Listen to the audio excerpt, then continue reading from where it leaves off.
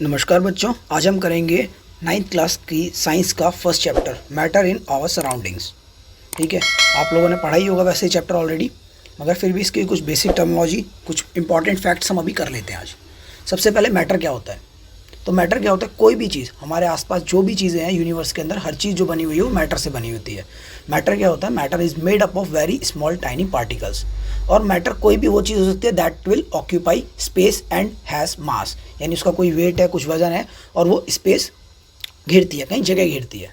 अब particles of matter जो होते हैं उनके बीच में स्पेस होता है और वो कंटिन्यूसली मूव करते रहते हैं। ठीक है, और उसकी यही इसकी इंपॉर्टेंट प्रॉपर्टी है कि उसके बीच में क्या होता है, उनके बीच में स्पेस होता है और वो कंटिन्यूसली मूव करते रहते हैं। और एक चीज़ और हम देखेंगे कि पार्टिकल ऑफ मैटर क्या करते हैं, एक दूसरे को अट्रैक्ट करते हैं। अब जो हमारे एग्जाम पॉइंट ऑफ व्यू से जो हमारा मेन क्वेश्चन आता है वो हमारा ये आता है कि स्टेट्स ऑफ मैटर कितनी होती हैं। तो हमारी स्टेट्स ऑफ मैटर, जो मैटर है कितनी तरीके से पाया जाता है। तो मैटर हमारा 3 तरीके से पाया जाता है, या तो वो सॉलिड होगा, या तो वो लिक्विड होगा, और या फिर वो गैस के रूप में हमारा पाया जाएगा। ठीक है, तो अब इनके अंदर मेन चीज़ जो आपके एग्जाम में आती है वो इनका डिफरेंस पूछते हैं। तो हम डिफरेंस को आराम से याद कर सकते हैं, बहुत ईजी है। देखो, सॉलिड क्या रहता है, सॉलिड के पार्टिकल्स बहुत क्लोजली रिलेटेड होते हैं, बहुत पास पास होते हैं। लिक्विड के अंदर पार्टिकल्स थोड़ा दूर दूर होते हैं, और गैस के अंदर पार्टिकल्स बहुत बहुत ज़्यादा डिफरेंस पे होते हैं। इन 3 चीज़ों को ध्यान रखिए, इसके बेसिस पे हम सारे के सारे डिफरेंसेस कर सकते हैं। तो पहला क्या रहेगा कि सॉलिड के अंदर क्या, जो इंटरमॉलिक्यूलर फोर्स होता है बहुत ज़्यादा स्ट्रांग होता है। जो उसके मॉलिक्यूल्स हैं क्योंकि पास पास हैं, तो इसलिए उसके बीच का जो फोर्स है बहुत ज़्यादा हाई रहता है। लिक्विड के अंदर वो फोर्स, क्योंकि उसके पार्टिकल्स थोड़ा दूर है तो थोड़ा वीक होता है, और गैसेज में क्योंकि पार्टिकल बहुत दूर दूर होते हैं तो इसलिए वो इंटरमॉलिक्यूलर फोर्स बहुत ज़्यादा कम होता है। सॉलिड के अंदर आपके सेकंड पॉइंट क्या होता है, सॉलिड के अंदर होता है उनके अंदर जो इंटरमॉलिक्यूलर स्पेस है बहुत लेस होता है। मतलब देखो, वो पास पास क्लोजली पैक है ना, तो उनके बीच में स्पेस बहुत कम होता है। लिक्विड के अंदर ये स्पेस थोड़ा सा बढ़ जाता है, जबकि गैस के अंदर ये स्पेस बहुत ज़्यादा हो जाता है। फोर्स इसके उल्टा काम करती है, सॉलिड में फोर्स ज़्यादा होती है और स्पेस कम होता है। ठीक है, और गैस के अंदर फोर्स कम लगती है मगर स्पेस बहुत ज़्यादा होता है। थर्ड पॉइंट, सॉलिड का आपने देखा होगा फिक्स शेप और वॉल्यूम होता है। ठीक है, जैसे कोई भी सॉलिड अगर हम चीज़ को लेते हैं तो उसका एक प्रॉपर एक शेप होगी उसका, और उसका वॉल्यूम होगा। मगर जो लिक्विड होते हैं उनकी शेप तो डेफिनेट ना, शेप डेफिनेट होती है और ना उसका वॉल्यूम डेफिनेट होता है। जैसे आप पानी को लीजिए, आप ग्लास में डालेंगे ग्लास की शेप ले लेगा वो, अगर आपने उसको कटोरी में डालेंगे तो आप कटोरी की शेप ले लेता है। इसी तरीके से गैसेज होती हैं, गैसेज का ना कोई डेफिनेट शेप होती है, ना उनका कोई वॉल्यूम होता है। ठीक है, हाँ, लिक्विड का वॉल्यूम फिक्स होता है। अगर आपने 1 लीटर पानी डाला है तो वो 1 लीटर ही रहेगा, ऐसा नहीं है कि वो कहीं पे अपनी जगह बदल देगा, 1 लीटर से 2 लीटर हो जाएगा। मगर उनकी शेप बदलती रहती है, जिस भी कंटेनर में डालेंगे उसकी शेप वो ले लेगा। अब अगला पॉइंट आता है, सॉलिड के अंदर देखो, सॉलिड की डेंसिटी बहुत हाई होती है, मेल्टिंग और बॉइलिंग पॉइंट भी उसका बहुत ज़्यादा हाई होता है। ठीक है, लिक्विड का कंपैरेटिवली इनके लो होता है, बॉइलिंग पॉइंट भी, डेंसिटी भी और मेल्टिंग पॉइंट भी। और गैसेस का अगर दोनों का कंपेरिजन में देखें तो बहुत ज़्यादा लो होता है। थर्ड, नेक्स्ट पॉइंट कि सॉलिड को हम कंप्रेस नहीं कर सकते। कंप्रेस का मतलब हम उसको दबाव के थ्रू और ज़्यादा संकुचित नहीं कर सकते हैं उसको। ठीक है, लिक्विड को कुछ हद तक हम कंप्रेस कर सकते हैं और गैसेस को बहुत हाईली कंप्रेस कर सकते हैं। नेक्स्ट आता है हमारा कि solid can not flow. Solid जो है वो बहते नहीं हैं, मतलब फ्लो नहीं करते हैं, लिक्विड की तरह बह नहीं जाते हैं वो। मगर लिक्विड तो नाम से ही है, लिक्विड कैन फ्लो, और गैसेस भी फ्लो कर सकती हैं। ठीक है, आई होप आपको समझ में आ गया होगा। अब इसके अंदर कुछ चीज़ें होती हैं, जैसे कि हम मैटर को ना चेंज भी कर सकते हैं। सॉलिड को हम लिक्विड में भी कन्वर्ट कर सकते हैं, लिक्विड को गैस में, गैस को लिक्विड में, और लिक्विड को सॉलिड में कन्वर्ट कर सकते हैं। ठीक है, इनके कुछ प्रोसेस रहते हैं, मैं आगे आपको बता दूंगा उनको, उनका नाम क्या रहता है वो भी इंपॉर्टेंट है। ठीक है, पहले हम देखते हैं कि टेम्परेचर का इफेक्ट क्या होता है इन पार्टिकल्स के ऊपर। On increasing the temperature the particle gain energy and start vibrating with greater energy.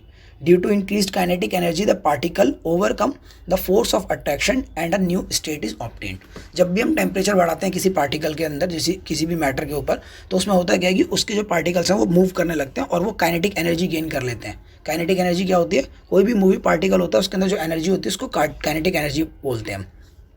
उसकी वजह से क्या होता है, जो फोर्स ऑफ अट्रैक्शन होता है वो थोड़ा कम हो जाता है और वो एक नई स्टेट को ऑब्टेन कर लेते हैं। जैसे अगर हम सॉलिड को ज़्यादा गर्म करेंगे तो वो लिक्विड में कन्वर्ट हो सकता है, लिक्विड को गर्म करते हैं तो वो इवेपोरेट हो जाता है, वेपर्स भी बन सकता है। जैसे पानी का एग्जांपल लें, पानी अगर बर्फ़ है, बर्फ़ को हम अगर हम ज़्यादा गर्म करेंगे तो वो लिक्विड शेप में आ जाएगा, और ज़्यादा उसे बॉईल करेंगे तो वो इवेपोरेट भी हो सकता है। और हाँ, एक चीज़ और ध्यान रखिएगा, क्या कहते हैं, वाटर एक ऐसा एग्जाम्पल है जिसको हम सॉलिड, लिक्विड और गैस तीनों रूपों में हमको पाया जाता है। ठीक है, अब कुछ मेजर डेफिनेशंस हैं, जैसे मेल्टिंग पॉइंट हम किसको बोलते हैं। तो मेल्टिंग पॉइंट होता है the minimum temperature at which a solid melts to become a liquid at the atmospheric pressure is called melting point. तो मेल्टिंग पॉइंट वो अंक पॉइंट होता है जहाँ पर जिस मिनिमम टेम्परेचर पर जो सॉलिड है वो लिक्विड बनना शुरू हो जाता है। ठीक है, इस तरीके से बॉइलिंग पॉइंट आपका क्या रहता है, at the temperature at which the liquid start boiling, वो टेम्परेचर जिसके ऊपर जो लिक्विड है वो बॉईल करना स्टार्ट कर देता है एट द एटमॉस्फेरिक प्रेशर, उसको हम बॉइलिंग पॉइंट बोलते हैं। और बॉइलिंग क्या है, एक बल्क फिनोमेना है। मतलब बॉइलिंग ऐसा नहीं है कि अगर आपने पानी को उबालने रखा है तो थोड़ा सा हिस्सा बॉईल हो जाएगा बाकी का रह जाएगा, नहीं, वो बल्क फिनोमेना है, मतलब वो सारा का सारा एक साथ बॉईल होता है।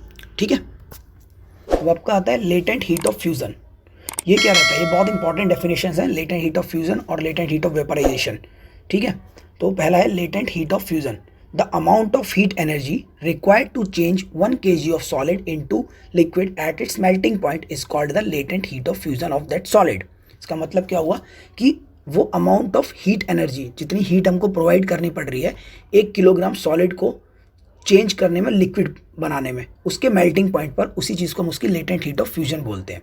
ठीक है, लेटेंट हीट का मतलब हिडन एनर्जी भी होता है, वो हिडन होती है हीट उसके अंदर।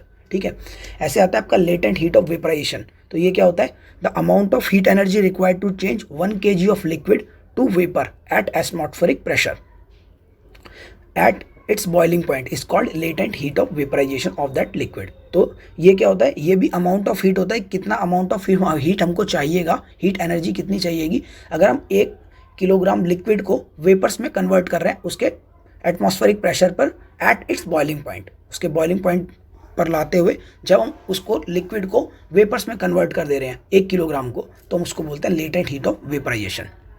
अब एक प्रोसेस आता है सब्लिमेशन। सब्लिमेशन क्या होता है, the change of state directly from solid to gas. देखिए, हम सॉलिड को अगर थोड़ा गर्म करते हैं तो लिक्विड में कन्वर्ट होता है, उसके बाद गैस में कन्वर्ट होता है, परंतु कुछ सॉलिड ऐसे होते हैं जो कि डायरेक्टली सॉलिड से गैस में कन्वर्ट हो जाते हैं, तो उस प्रोसेस को हम बोलते हैं सब्लिमेशन। जैसे आपने देखा होगा नेफ्थलीन बॉल्स, वो हम वाइट कलर की बॉल्स रखते हैं ना कपड़ों के अंदर, जिससे कि उसके अंदर कीड़े वगैरह नहीं आते, स्मेल नहीं होती है। ठीक है, और जो कैम्फर होता है आपका कपूर, वो भी इसी तरीके का एग्जांपल है, वो अपने पीछे कोई लिक्विड नहीं छोड़ते हैं, वो डायरेक्टली कन्वर्ट हो जाते हैं गैसेस के अंदर। ठीक है, अब आता है आपका effect of change of pressure on matter. अगर हम प्रेशर अप्लाई करते हैं तो जो हमारे मैटर हैं किस तरीके से बिहेव करते हैं। तो on applying pressure the particles of matter can be brought close together and the state of matter can be change. जब हम प्रेशर अप्लाई करते हैं तो जो पार्टिकल मैटर है वो आपस में उसके करीब आ जाते हैं, उससे उसके स्टेट ऑफ मैटर में भी चेंज हो जाता है। जैसे कि अगर हम CO2 गैस है, हम चाहें तो उसको अगर प्रेशराइज करते हैं, प्रेशर देते हैं उसको, तो it can be solidify by applying pressure and lowering its temperature. उसके टेम्परेचर को कम करके और प्रेशर को अप्लाई करके हम उसको सॉलिडिफाई कर सकते हैं, तो सॉलिड CO2 बन जाता है हमारा, वो हालांकि होता हमारा गैस है। ठीक है, अब ये एक और इम्पॉर्टेंट फिनोमिना है जिसको बोलते हैं इवेपोरेशन। इवेपोरेशन क्या होता है, वेपर्स बनना। तो the phenomena of changing of a liquid into its vapour state at any temperature below it's boiling point is called evaporation. और इवेपोरेशन क्या रहता है, एक सरफेस फिनोमिना होता है। तो इवेपोरेशन क्या है, देखो हम किसी लिक्विड को बॉयल नहीं कर रहे हैं, उसके बॉइलिंग पॉइंट तक नहीं ले जा रहे हैं, बट उससे पहले ही उसको वेपर्स में कन्वर्ट कर देना, उसको बोलते हैं इवेपोरेशन। जैसे आपने गर्मियों में कपड़ों को सूखते देखा होगा छत पे, तो उसके अंदर का पानी सारा निकल जाता है, कैसे, वेपर्स बनता है। कपड़े बॉयल तो नहीं होते हैं, बट उसके बिना भी वो पानी जो है वेपर्स में कन्वर्ट होके गायब हो जाता है। ठीक है, तो इसी प्रोसेस को हम बोलते हैं इवेपोरेशन। अब एक और इम्पॉर्टेंट क्वेश्चन है कि क्या क्या चीज़ें होती हैं जो कि इवेपोरेशन को इफेक्ट करती हैं।